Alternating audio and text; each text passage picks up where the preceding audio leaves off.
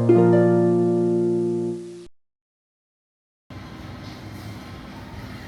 morning students, welcome back in your maths class. How are you all? I hope you all are doing well. So kids, as in our yesterday class we had started with our topic addition and subtraction of fractions, right? We done with our exercise 6.1. Now today in this class we will learn about reducing a fraction to its lowest terms. As we already learned about the fractions, now we will learn that how to reduce a fraction to its lowest term. Means अगर हमें कोई fraction given है, for example 48 upon में 60, सो इसकी सबसे छोटी term lowest term में हम इसे कैसे लिखेंगे वो आज हम सीखेंगे. So fraction is said to be in the lowest terms if its numerator and denominator are the co-prime numbers. Co-prime numbers कौन से numbers होते हैं? Yes, जिनका जो कॉमन फैक्टर होता है वो सिर्फ 1 होता है, जिनका 1 कॉमन फैक्टर होता है वो कहलाते हैं को प्राइम नंबर्स. तो हमें फ्रैक्शन की वो लोवेस्ट टर्म निकालनी है, वो उस लोवेस्ट टर्म में लिखना है जिसमें उन दोनों नंबर्स के न्यूमरेटर और डिनोमिनेटर के कॉमन फैक्टर 1 हो. The SCF of the numerator and denominator is 1. To reduce the given fraction to its lowest term, the numerator and denominator are divided by their SCF.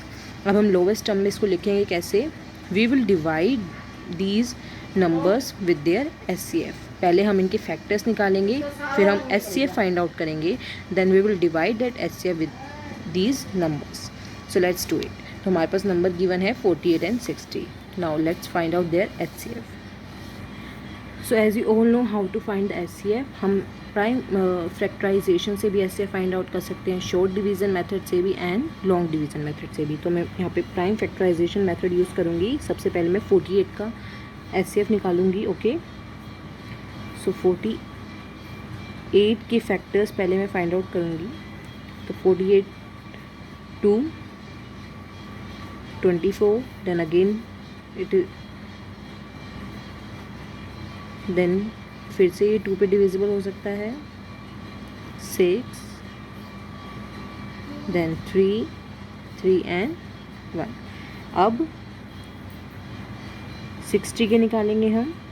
आप SCF कोई से भी method से भी find out कर सकते हैं, जो हमने प्रीवियस चैप्टर में सीखे थे कि कैसे SCF को फाइंड आउट कर सकते हैं. Okay, now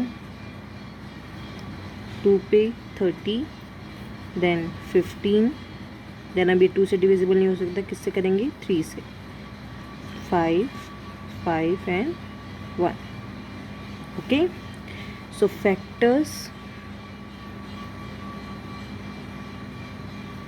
of 48 is equals to 2 into 1 2 3 4. 4 times 2 है, 2 into 2 into 2 into 2 into 3. And the factors of 60 is equals to 2 times 2, 2 into 2 into 3 into 5. वैसे अब आपको पता है कॉमन फैक्टर्स आप यहाँ पे फाइंड आउट करिए. 2 है कॉमन एंड 3 है कॉमन. सो अब हम इनको 1 टाइम लिख लेंगे. SCF is equal to 2 into 2 into 3. 2 2 ज़ा 4, 4 3 ज़ा 12. सो हमारा SCF आ गया 12. Highest common factor of 48 and 60 is 12. अब 48 और 60 को लोवेस्ट टर्म में लिखने के लिए हम SCF से डिवाइड कर देंगे. Divided by 12. सो अब 48 को 12 से डिवाइड करेंगे तो कितना आ जाएगा? 12 4 ज़ा कितना होता है? 12 4 ज़ा 48. तो ये डायरेक्ट डिविजिबल हो गया इससे. एंड 12 5 ज़ा कितना होता है? 60. सो ये भी डायरेक्ट डिविजिबल हो गया. सो अब देख सकते हो आप 48 और 60 की लोवेस्ट टर्म आ गई हमारे पास 4 एंड 5. अब अगर आपको चेक करना हो कि ये इनकी लोवेस्ट टर्म है कि नहीं, उसके लिए क्या बताया था मैंने आपको स्टार्टिंग में कि एंड में हमारे पास को प्राइम नंबर्स आ जाएंगे. और को प्राइम नंबर्स कौन से नंबर्स होते हैं? जिनका 1 कॉमन फैक्टर होता है. तो हम 4 के अगर फैक्टर्स लिखें तो 4 के फैक्टर्स क्या क्या होंगे? 1 से डिविजिबल होगा, 2 से होगा और 4 से होगा, राइट। और 5 के अगर फैक्टर लिखें तो वो 1 से होगा और सिर्फ 5 से होगा। तो आप देख सकते हो कि यहाँ इन दोनों में कॉमन फैक्टर क्या है, 1 है। सो जिनमें कॉमन फैक्टर 1 आएगा वो कोप्राइम नंबर्स होते हैं। सो इट मीन्स 4/5 हमारी लोवेस्ट टर्म है 48 और 60 की। Okay, so this is how you can find और reduce a fraction to its lowest term. सो ये तो था, हमने SCF फाइंड आउट करके SCF से डिवाइड करा। अब एक और मेथड होता है जिसमें हम कॉमन फैक्टर से डिवाइड करके अपनी लोवेस्ट टर्म फाइंड आउट कर सकते हैं। We can reduce a fraction to its lowest term by dividing the numerator and the denominator by their common factors. हम पहले फैक्टर्स निकालेंगे नंबर्स के, देन उनमें कॉमन फैक्टर जो होगा वो हम उससे डिवाइड कर देंगे। सो हमारे पास क्वेश्चन गिवन है 36/45। चलिए अब इसकी लोवेस्ट टर्म बनाते हैं, 36/45। ओके, सो मैं प्राइम फैक्टराइजेशन मेथड से ही इनके फैक्टर्स फाइंड आउट कर रही हूँ। 36 2 पे डिविजिबल होगा, 1 8, then again with the 2 9, now with the 3 and 1। अब 45 के ये 2 पे डिविजिबल नहीं होगा तो किस पे करेंगे, यस 3 पे। So 1 and 5, now again with the 3 5 5 1। अब कॉमन फैक्टर्स निकालने हैं। सो फैक्टर्स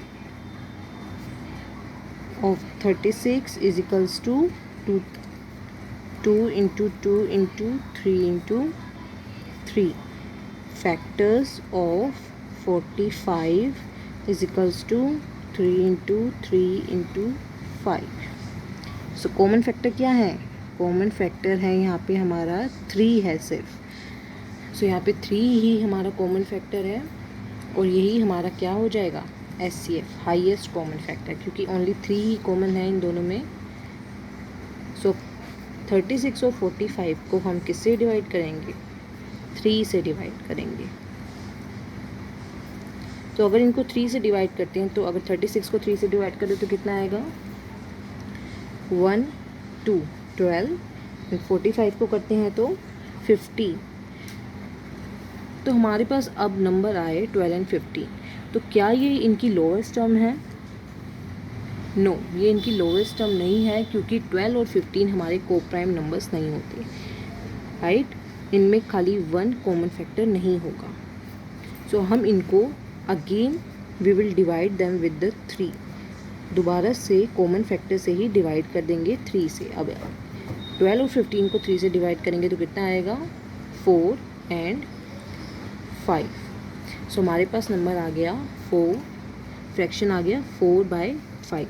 सो 4/5 हमें पता है कि इनमें कॉमन फैक्टर 1 ही होता है, ये हमारे को प्राइम नंबर्स हैं। सो इट मीन्स 4/5 हमारी लोवेस्ट टर्म है 36/45 की। Okay, so this is how you can reduce a fraction to its lowest term.